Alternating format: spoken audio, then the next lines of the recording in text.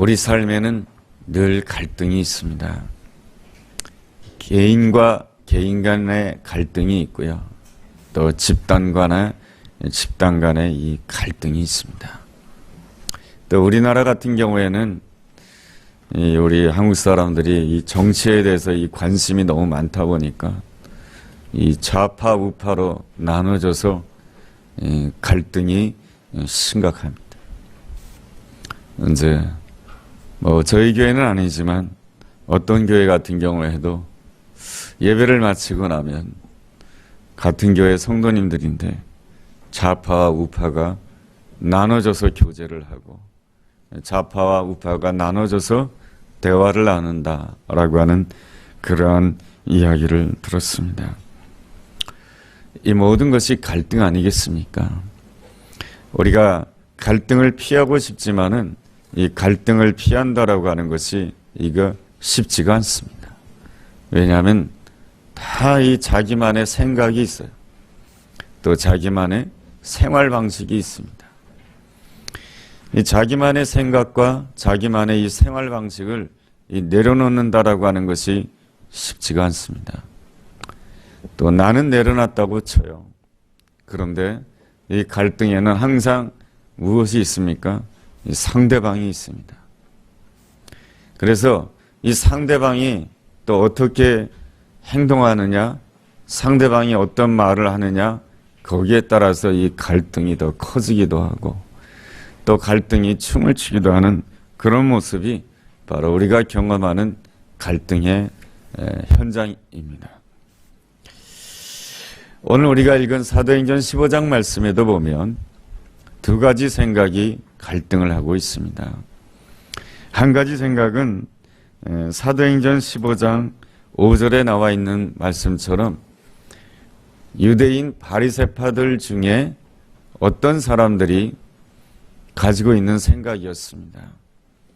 이 바리새파들이 가지고 있었던 생각은 이방인들이 예수님을 믿어도 좋긴 좋은데 이방인들도 우리와 같이 할례를 받아야 된다라고 하는 것이 바리새파 쪽의 생각이었던 것입니다. 그러니까 바리새파 출신들의 그리스도인들이었던 것이죠. 그들은 유대인의 선민의식이 매우 강하였고 그리고 또한 자신들은 할례 받은 백성이다라고 하는 이 자부심을 크게 가지고 있었습니다. 그렇지만은 이러한 생각과 달리하는 사람들이 있었습니다. 누구냐 하면은 바울과 바나바를 중심으로 한 그리스도인들이었습니다. 그들도 유대인들이죠. 바울도 유대인이요. 그리고 또한 바나바도 유대인입니다.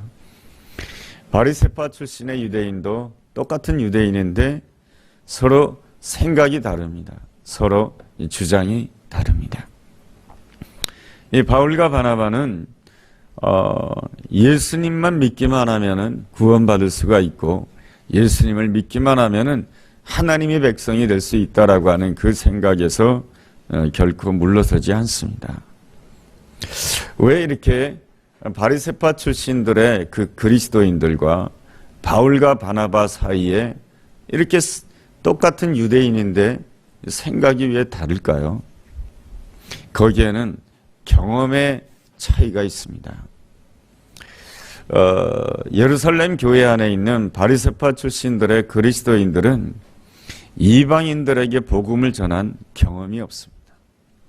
그리고 이방인들이 예수 그리스도를 영접했을 때에 그들에게 성령이 임하는 그러한 현장을 목격하고 경험한 그러한 체험이 없습니다. 반면에 바울과 바나바는 이방 도시를 다니면서 그 이방 도시 가운데서도 이방인들이 예수 그리스도를 영접하게 되고 그들 가운데 성령이 임하는 놀라운 역사를 경험하게 됩니다.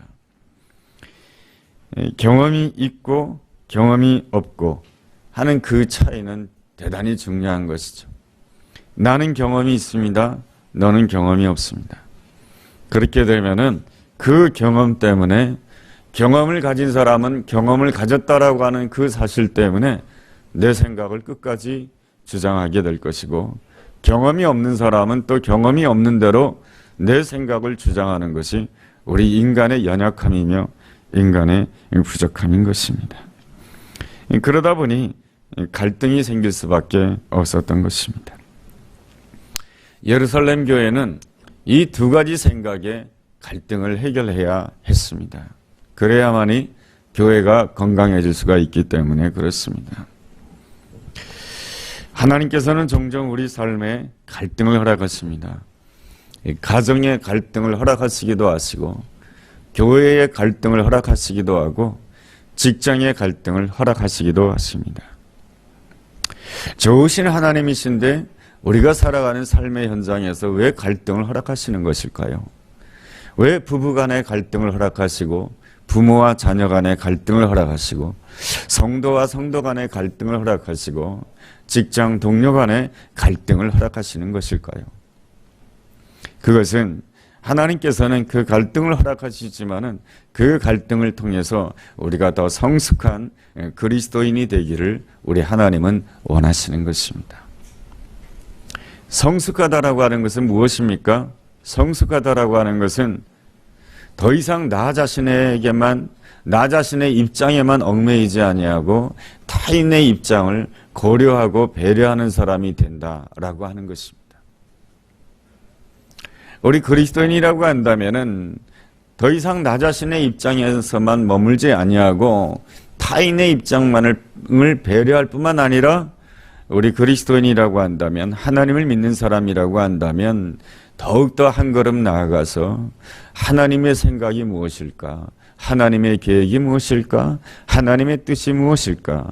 하나님의 생각을 배려하는, 그랬을 때 그 사람은 진실로 공동체를 아우르는 사람이 되는 것이고 거기에 하나됨의 기쁨이 있고 거기에 또 하나님이 기뻐하시는 놀라운 축복이 있는 것입니다.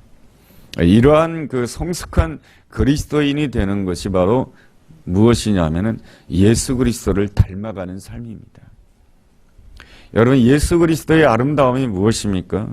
예수 그리스도는 하나님의 아들이십니다. 예수 그리스도에게는 무슨 경험이 있습니까? 하늘 세계에 대한 온전한 경험이 있으십니다. 그러나 우리는 하늘 세계에 대한 경험이 없습니다. 하나님이 완전하게 통치하시는 하늘 세계의 온전한 경험이 있으신 예수님과 하늘 세계에 대한 경험이 없고 눈에 보이는 것에 대한, 땅에 대한, 이 세상에 대한 경험밖에 없는 우리로서는 예수님과 우리 사이에 갈등이 있을 수밖에 없는 것이죠. 예수님 입장에서 우리를 본다라고 한다면, 아니 저 인생들이 왜 저럴까? 아니 이 땅에 살아가는 그 인생들 보면 70혹은 80평생밖에 살지 못하는데 왜 이 땅에서만 집착을 가지고 살까? 왜 이 땅만 쫓아가면서 살까? 왜 눈에 보이는 것만 가지고 살까? 하늘의 세계를 보지, 영원한 세계를 보지. 앞으로 너희들의 인생이 끝난다라고 한다면 하늘에서 하나님께서 예배해 놓으신 놀라운 축복의 세계가 있는데 왜 그걸 모르고 너희들은 눈에 보이는 것에만 집착하고 있고 눈에 보이는 것만 따라가고 있느냐? 이 어리석은 인생들아, 이렇게 예수님께서 말씀하셨다라고 한다면 예수님과 우리 사이에는 갈등이 있을 수밖에 없는 거예요. 왜냐하면 예수님의 생각과 우리 생각은 너무 달라요. 그러나 예수님의 아름다움이라고 하는 것은 그렇게 이 땅에 눈에 보이는 세계만 쫓아가는 우리를 향해서 책망하거나 우리를 향해서 바보 같다라고 말씀하시거나 너희 같은 애들은 멸망받아야 돼, 이렇게 말씀하시지 않으셨습니다. 예수님은 오히려 그 하늘의 세계에서 하나님의 그 영원한 세계, 그 축복의 세계를 다 경험하시고 다 하시는, 완전하게 하시는 하나님이시지만 예수님께서는 그 모든 하늘 보좌를 버리시고 이 땅에 낮은 인간으로 오셨습니다. 그리고 우리 연약한 인간들과 똑같이, 아니 그보다 더 못하게 말기 위해서 탄생하시고 가난한 가정에서 성장한다라고 하는 것이 얼마나 힘들고 가난한 부모 밑에서 성장한다라고 하는 것이 쉽지 않다라고 하는 것을 몸소 예수님은 체험하시고 이 땅에서 가난한 삶을 사시고 또한 머리 둘 것 없이 사시다가 예수님께서는 너무나도 짧은 시간에, 대부분의 사람은 60 혹은 70평생을 산다고 하지만은 예수님은 너무 짧은 시간에 33살이라고 하는 가장 젊은 나이에, 인생의 가장 황금기에 죄인이 아니시면서도 죄인처럼 십자가에 못 박히시고 벌거벗기시고 수치당하시고 부끄러움 당하시고 그렇게 죽임을 당하셨습니다. 그렇게 하신 이유가 무엇이겠습니까? 우리 예수님께서는 하늘의 세계만을 강조하신 분이 아니시고 땅의 세계의 그 어려움과 우리 인생의 그 어려움을 다 이해하신다라고 하는 그 사실을, 내가 너희들의 아픔을 다 알고 있다, 내가 너희들의 눈물을 알고 있고 너희들의 고통을 다 알고 있다라고 하는 것을 예수님께서는 몸으로 다 보여주신 것입니다. 그렇게 하신 이유가 무엇이겠습니까? 예수 그리스도께서 십자가에 죽으신 이유는 우리가 다 알고 있습니다. 우리의 죄 때문이다라고 하는 것이죠. 그렇게 예수님께서는 십자가에 죽으심으로 예수님은 우리와 함께 죄에 대해서 완전히 죽기를 원하셨던 것입니다. 물론 예수님은 죄가 없으십니다. 근데 우리가 예수님의 그 십자가를 보면서 나는 이제에 대해서, 죄에 대해서 죽기를 원합니다, 그 간절한 소원을 가지기를 원했던 것입니다. 그리고 예수님께서 죽음에서 부활하심으로 인해서 예수님 홀로 부활의 영광으로 나가기를 원하시는 것이 아니고 예수님께서는 우리와 함께 일어나기를 원하셨던 것입니다. 그래서 성경에 보면은 하나님의 위대한 사람들은 누구냐? 예수님과 함께 일어나는 사람입니다.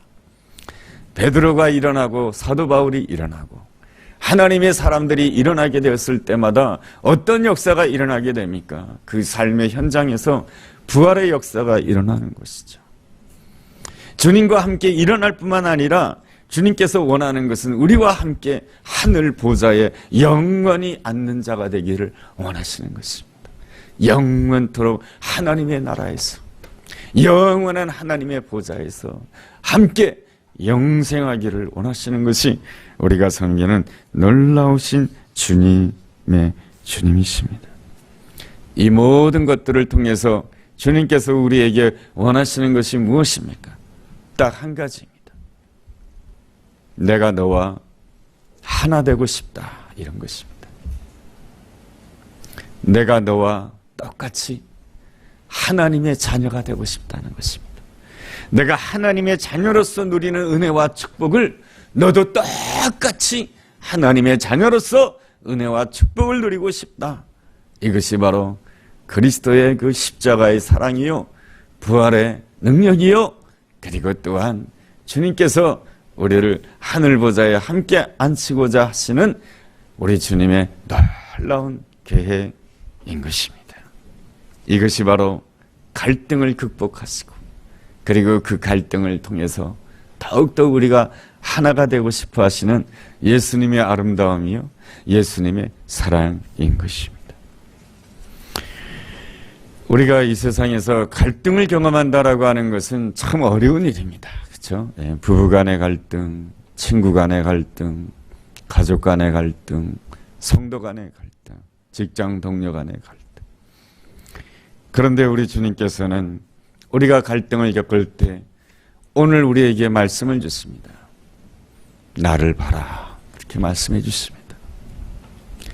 갈등 생각하면 너와 나는 보통 갈등이 아니야.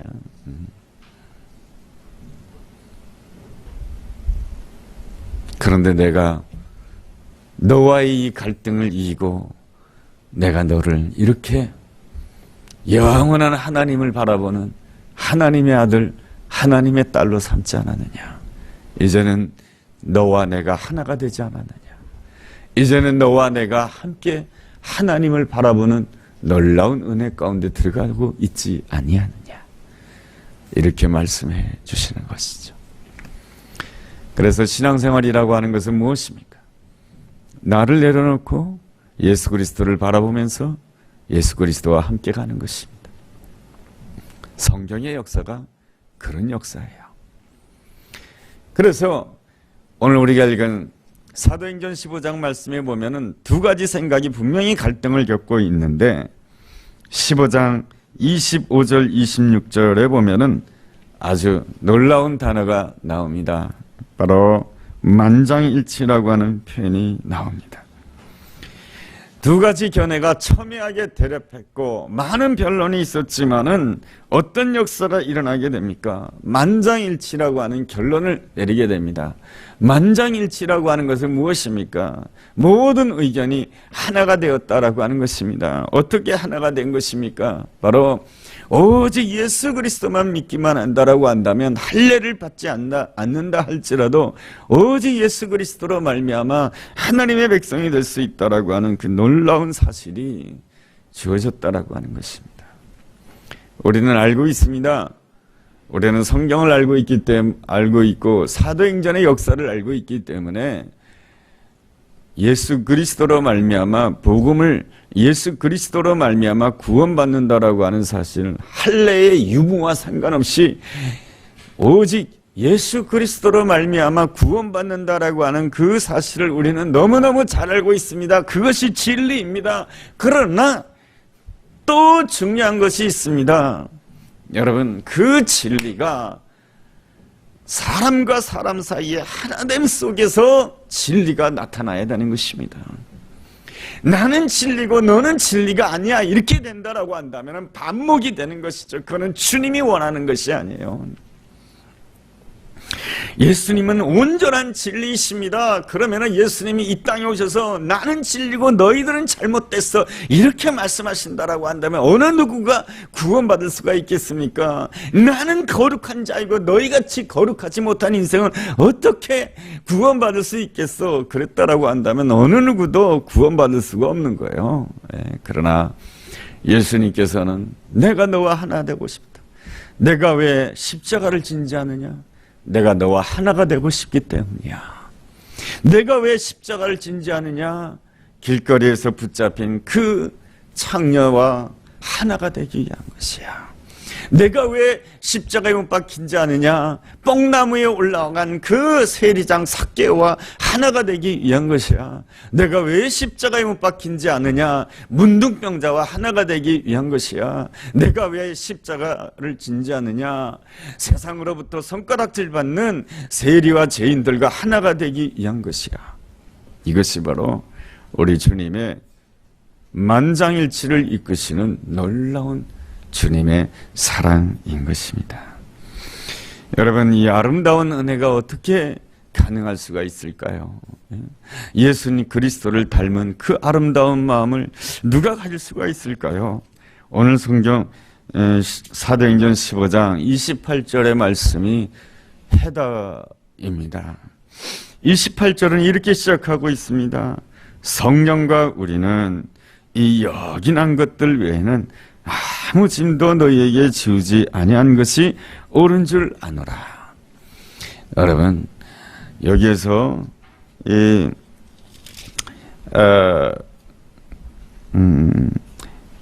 예루살렘 교회가 선포를 하게 되었을 때 이렇게 표현합니다. 성령과 우리는 이렇게 하지 않습니다. 성령과 우리는 성령님을 우리보다 앞에 내세우고 있습니다.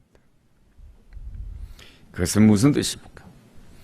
우리에게도 생각이 있고 우리에게도 나름대로의 가치 기준이 있지만 우리의 생각이나 우리의 가치 기준보다 더 중요한 것이 있는데 성령님의 생각이 더 중요하고 성령님의 가치 기준이 더 중요하고 성령님의 뜻이 더 중요하다라고 하는 것입니다. 그러므로 성령과 우리는 라고 하는 이 표현은 이렇게 바꿔서 표현할 수가 있습니다.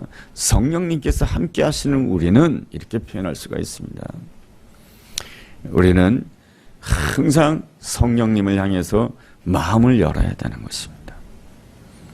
오늘 우리는 무엇에 마음을 열고 있습니까? 여러분, 점집에다가 마음을 열면 점집에 들어가게 되어 있습니다. 성적인 유혹에 마음을 열면 성적인 유혹 속에 들어가게 되어 있습니다. 우리가 어디에다가 마음을 여느냐라고 하는 것은 대단히 중요합니다. 그리스도인은 항상 이 성령님을 향해서 마음의 문을 열어야 됩니다. 성령님을 향해서 마음의 문을 열기 위해서는 우리에게 무엇이 있어야 되냐면 예수 그리스도를 만나는 사건이 있어야 됩니다. 예수 그리스도를 만나기를 원합니다. 누가복음 5장에 본다라고 한다면 시몬 베드로가 예수님을 만나는 사건이 일어나게 됩니다. 시몬 베드로가 갈릴리 바다에서 밤새도록 그물을 던집니다. 그런데 아무것도 잡지 못합니다. 시몬 베드로에게 있어서 그물을 던진다라고 하는 것은 취미가 아니에요. 다른 일을 하다가 주말에 바닷가에 나가서 그물을 던지는 것이 아니에요. 시몬 베드로에게 있어서 그물을 던진다라고 하는 것은 생업이에요. 그런 점에 있어서 밤새도록 그물을 던졌지만 아무것도 잡지 못했다라고 하는 것은 그의 인생에 커다란 위기가 닥쳐왔다라고 하는 것입니다. 그 위기가 닥쳐오게 되었을 때에 우리의 마음은 가난해지게 됩니다. 우리 삶에 위기가 닥쳐온다라고 하는 것은 불편한 일이지만은 그때야말로 우리가 예수 그리스도를 만날 수 있는 소중한 기회가 되는 것입니다. 예수님께서 오셔서 말씀을 주십니다. 그물을 깊은 데로 던져라. 어부의 상식으로는 이미 아침이 되었고 이 아침 시간에 깊은 데 가서 그물을 던진다라고 하는 것이 상식에 어긋나지 아니하였지만은 이 시몬 베드로는 이미 마음이 가난해질 대로 가난해졌습니다. 그래서 내가 밤새도록 그물을 던져서 잡은 것이 없지만은 내가 말씀에 의지하여 잡은 것이 없지만은 이라고 하는 것은 무엇입니까? 내 생각에는 이렇게 해봤자 특별한 일이 없을 것 같지만은 그래도 내가 말씀에 의지하여 그물을 내리리이다. 어쨌든 나를 내려놓고 그물을 던지게 됩니다. 그랬을 때에 아주 그냥 그물이 찢어질 정도로 만선의 축복을 받게 됩니다. 여러분, 이러한 만선의 축복을 받게 되었다라고 한다면 우리 생각은 어떻습니까? 예수님, 내일도 나와주시는 거죠. 내일도 저랑 함께 그물 던져요. 그 다음 날도 주님 저와 함께 그물 던져요. 아니, 딱 10년만 저희랑 함께 그물 던져요. 그러면 내가 주님께 적당한 몫을 떼드릴게요. 그럴 것 같은데 이 시몬 베드로가 그렇게 하지 않습니다. 주님, 저는 죄인입니다. 나를 떠나소서. 여러분, 이것이 바로 예수님을 만난 자의 아름다운 고백입니다. 사실은 시몬은 항상 빈배와 만선의 배를 왔다 갔다 했습니다. 빈배를 경험하는 날이게 되면 그 빈배 때문에 한숨 쉬었습니다. 앞으로 내 인생이 어떻게 될 것인가? 그 빈배를 바라보면서 자기 인생은 쓸데없는 인생이라고 낙심하였습니다. 만선이 된 배를 보았을 때는 역시 나는 대단한 사람이야. 나는 괜찮은 사람이야. 내가 이렇게 쭉 나가다가는 성공할 수가 있어. 여러분, 예수님을 만나기 이전에 시몬 베드로의 삶이라고 하는 것은 빈배와 만선의 배를 왔다 갔다 하는 인생이었던 것입니다. 그러다가 거룩하신 하나님, 진정한 하나님의 아들이신 예수 그리스도를 만나게 되었을 때 이 시몬 베드로는 비로소 자기 자신을 보게 됩니다. 어떻게 보게 됩니까? 주님의 은혜가 없이는 한순간도 살 수 없는 것이 저입니다. 주님의 은혜가 없이는 나는 아무것도 아닌 존재입니다. 이것을 깨닫게 되는 것이죠. 주님을 만나면 만날수록 우리가 깨달을 수밖에 없는 것은 나의 무가치함과 나의 무능력함과 하나님의 은혜가 없이는 나는 도저히 살 수 없는 인생이다라고 하는 것을 깨달을 수밖에 없는 것입니다. 주님 앞에서 내가 아무것도 아니라고 하는 것을 깨달으면 깨달을수록 나는 비울 수 있는 존재가 되는 것이고, 내가 비우면 비울수록 하나님의 은혜를 체험하는 놀라운 하나님의 사람이 되는 것입니다. 이 베드로는 늘 배만 바라봤습니다. 아침에 일어나도 배를 바라보고, 잘 때도 배를 바라보고, 잠잘 때도 그물을 바라보고, 아침에도 그물 손질하고 밤에도 그물을 바라보고, 늘 바라보는 것이 배였어요. 그러나 예수님을 만나면서부터는 자기 자신을 보게 됩니다.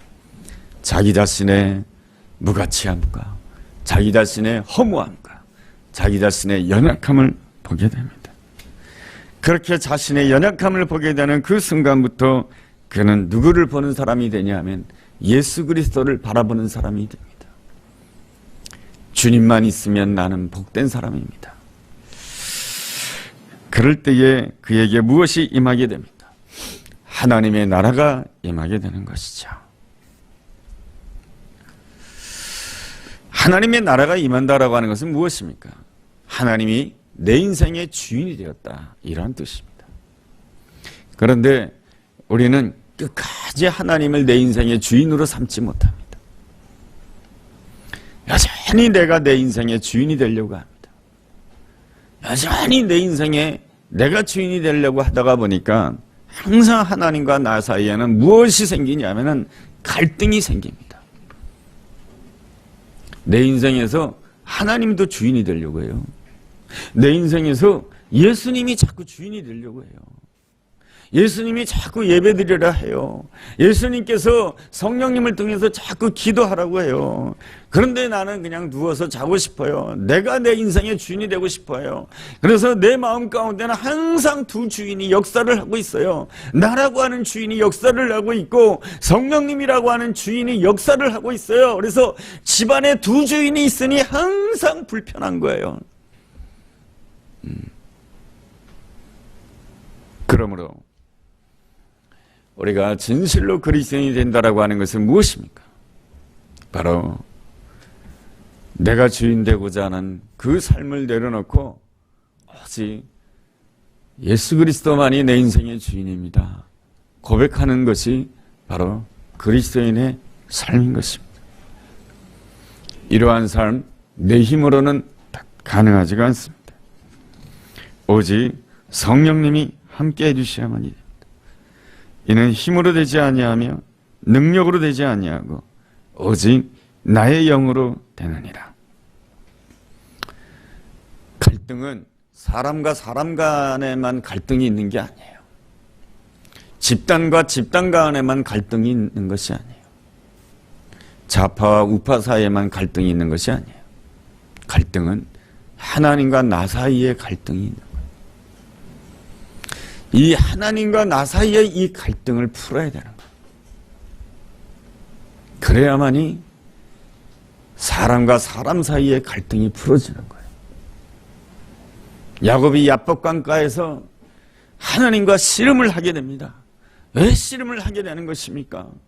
야곱은 내가 주인이 되고자 하는 마음이 있고 하나님이 주인이 되고자 하는 그 마음이 있어요.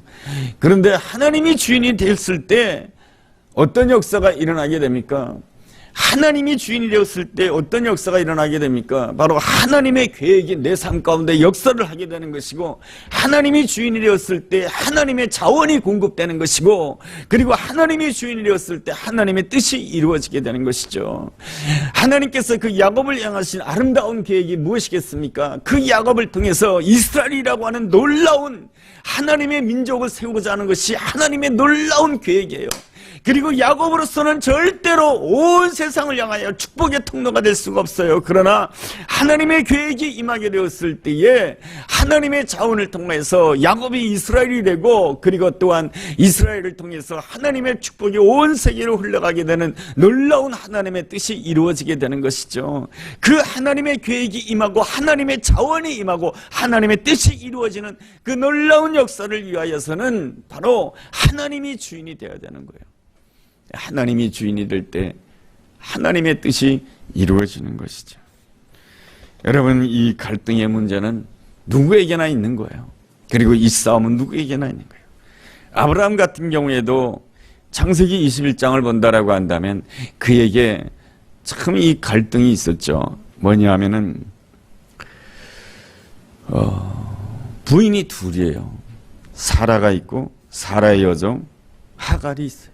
사라에게는 이삭이라고 하는 아들이 있고 그리고 하갈에게는 이스마엘이라고 하는 아들이 있어요.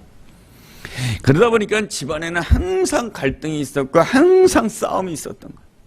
그리고 사라는 맨날 아브라함에게 저 하갈과 이스마엘을 집에서 내쫓으라고 합니다. 아브라함의 입장에서는 저 하갈도 내 처고 저 이스마엘도 내 아들인데 어떻게 내쫓아요? 저 피부치를. 그것 때문에 근심했다. 창세기 21장을 보면은 아브라함이 근심했다고 표현해주고 있습니다. 아브라함이 근심하는 마음으로 하나님 앞에 나가서 기도하게 되었을 때 하나님께서 말씀을 주십니다. 어떻게 말씀을 주십니까? 사라의 말대로 하갈과 이스마엘을 내보내라. 그러면 내가 저 하갈과 이스마엘의 생애를 책임져 주겠다. 내가 그 하갈과 이스마엘의 이를 큰 민족으로 만들어 주겠다. 이렇게 축복을 해줬어요. 여러분, 이 갈등 누가 만든 겁니까? 하나님이 만드신 겁니까? 아니에요. 아브라함과 사라가 만든 거예요. 자기들의 조급한 성격 때문에, 하나님을 기다리지 못한 그 초조한 성격 때문에, 그들의 서두름 때문에 만들어진 갈등이에요. 그럼에도 불구하고 하나님께서는 언제나 이렇게 말씀하지 않았어요. 그건 네가 잘못한 거잖아. 네가 잘못한 거 네가 다 받아야지. 하나님은 그러지 않으세요. 하나님은 긍휼히 여기시는 하나님이시고 우리를 불쌍히 여기시는 하나님이시고 우리가 못나고 부족하지만 하나님은 못나고 부족한 우리와 하나 되고 싶어 하시는 분이 우리가 섬기는 하나님이세요. 그래서 하나님께서는 말씀해 주십니다. 근심함으로 하나님 앞에 나와서 부르짖는 그 아브라함에게 약속을 주십니다. 하갈과 이스마엘 내보낸다 할지라도 내가 다 책임져 주겠다. 그 음성을 듣고 하갈과 이스마엘을 내보내게 됩니다. 여러분, 하나님의 평화는 오직 평화는 하나님으로부터 오는 거예요. 하나님께 맡길 때 오는 거예요. 그래서 우리가 해야 될 가장 중요한 일은 갈등이 있을 때마다 하나님 앞에 나가야 되는 것이고, 갈등이 있을 때마다 내가 해야 될 가장 중요한 일은 여호와를 기뻐하고 여호와를 찬양하는 것이며 여호와께 맡기는 것입니다. 그렇다라고 한다면은 내가 잘못해가지고 문제를 일으켰던 그 갈등의 문제까지도 우리 하나님께서 책임져 주시는 놀라운 은혜가 있는 줄로 믿습니다. 그러므로 인해서 주 안에서는 모든 것이 감사한 것이고, 주 안에서는 쉼이 있는 것이고, 주 안에서는 자유가 있는 것이고, 주 안에서는 기쁨이 있는 것입니다. 여러분, 여러분, 예수님께서 왜 이 땅에 오신 것입니까? 완전한 의인이신 예수님이 왜 이 땅에 오신 것입니까? 우리와 접촉하기 위한 것이에요. 그래서 우리에게 갈등이 있을 때에 가장 중요한 것은 나는 옳고 너는 틀렸다라고 말해봐야 큰 소리만 더 나요. 그러면 상대방 쪽에서 그래요. 그래, 네 잘났다. 난 너랑 다시는 안 놀아. 그럼 무엇이 없어지는 것입니까? 접촉점이 없어지는 거예요. 우리는 예수 그리스도를 믿는 사람으로서 어떠한 생각을 가졌든지 어떠한 가치 기준을 가졌든지 그 사람과의 그 접촉점을 포기하지 말아야 되는 것이에요. 그래서 오늘 성경에 보면은 28절에 보면은 이런 말씀이 있습니다. 성령과 우리는 이 요긴한 것들 외에는 아무 짐도 너희에게 지우지 아니하는 것이 옳은 줄 알았다. 이 28절의 이 말씀은 이 결론이 나올 수 있었던 이유가 무엇입니까? 유대 그리스도인들이 내려놨기 때문에 그렇습니다. 유대 그리스도인들이 선민의식을 내려놨기 때문에 이 결론이 나온 것입니다. 그래서 이방 그리스도인들에게 29절의 말씀을 당부합니다. 29절의 말씀이 무엇입니까? 우상의 제물과 피와 목매어 죽인 것과 음행을 멀리할지니라, 이렇게 말씀해 주고 있습니다. 이방인들은 그동안 예수님을 알기 전에 음행을 쉽게 생각했어요. 여러 명의 아내를 두는 것도 쉽게 생각했고, 그리고 또한 우상의 제물을 먹는 것도 쉽게 생각했어요. 그리고 피 먹는 것도 쉽게 생각했어요. 그런데 이러한 모든 것들은 누구에게 불편한 것이냐 하면 유대인들에게 불편한 거예요. 그래서 예루살렘 교회에서는 결론을 내리게 됩니다. 이방인들도 너희를 내려놓으라, 이런 뜻입니다. 유대인들이 불편하게 생각하는 것들을 내려놓으라 이것입니다. 할례를 주장하지 않을 테니 유대인들이 불편하게 생각하는 우상의 제물과 유대인들이 불편하게 생각하는 그 음행을 내려놓으라, 이러한 뜻인 것입니다. 여기에서는 구원의 조건을 이야기하는 것이 아니고 유대인들이 불편하게 생각하는 것들을 내려놓으라 라고 하는 것입니다. 그래야만이 어떤 역사가 일어나게 되는 것입니까? 유대 그리스도인들과 이방인 그리스도인들이 하나가 되는 놀라운 역사가 일어나게 되는 것입니다. 유대인 그리스도인들과 이방인 그리스도인들이 하나가 되어야 주의 복음이 온 세계의 땅끝까지 아름답게 증거가 될 수 있기 때문에 제일 중요한 것은 무엇입니까? 바로 유대 그리스도인들과 이방 그리스도인들이 하나가 되어야 된다고 하는 것입니다. 바로 왜 내려놔야 되느냐? 접촉점을 위한 것입니다. 우리는 다 자기 나름의 고수하는 생각이 있어요. 그리고 또 내가 고수하는 생활 방식이 있어요. 그것을 계속 주장하면 갈등만 생겨요. 나는 잘하고 당신은 못하는 것이 그것밖에 안 돼. 그러면은 나와 저 사람 사이에 무엇이 없어지냐면 접촉점이 없어져요. 무엇을 위한 접촉점이 없어지냐? 복음을 위한 접촉점이 없어지는 것이고 예수님을 위한 접촉점이 없어지는 거예요. 우리 주님은 그걸 원하지 않으세요. 예수님은 이 땅에 십자가를 지신 이유가 무엇입니까? 예수님은 십자가를 지치지 않으셔도 하나님이세요. 예수님은 고난을 당하지 않으셔도 영원하신 하나님이세요. 그러나 예수님이 이 땅에 오셔서 십자가를 지신 이유는 딱 한 가지, 우리 죄인과 접촉하기 위한 거예요. 우리 죄인과 접촉할 뿐만 아니라 죄인의 그 모든 문제를 다 담당하기 위해서 십자가를 지신 거예요. 우리가 그 십자가의 사랑을 안다라고 한다면 나도 내 자신의 십자가를 질 수 있어야 되는 것이죠. 그것이 무엇이냐? 내가 고수하는 생각, 내가 고수하는 생활 방식을 한 번씩 뒤로 물러줘야 돼요. 그리고 성령님을 앞세워야 되는 거예요. 성령님, 내가 어떻게 해야 되겠습니까? 내가 어떤 면에서 져야 되겠습니까? 어떤 면에서 내려놓아야 되겠습니까? 내가 어떻게 하는 것이 하나님을 향해서 사는 것이며 내가 어떻게 하는 것이 성령님과 동행하는 삶입니까? 여러분, 이렇게 주님 앞에 고백하면서 나갈 때에 우리는 어떤 사람이 됩니까? 성령과 우리는 이런 사람이 되는 거예요. 성령과 노철규는, 성령과 함께 가는 교회는, 성령과 나는, 성령과 우리는, 성령과 성령이 앞서가는 아름다운 사람이 되었을 때에 주님은 오늘 본문을 통해서 분명하게 약속해 주고 있습니다. 29절 하반절에 스스로 삼가면 잘 되리라 평안함을 원하노라.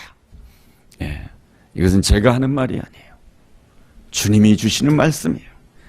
스스로 삼가면 잘 될 것이다. 평안함을 원하노라.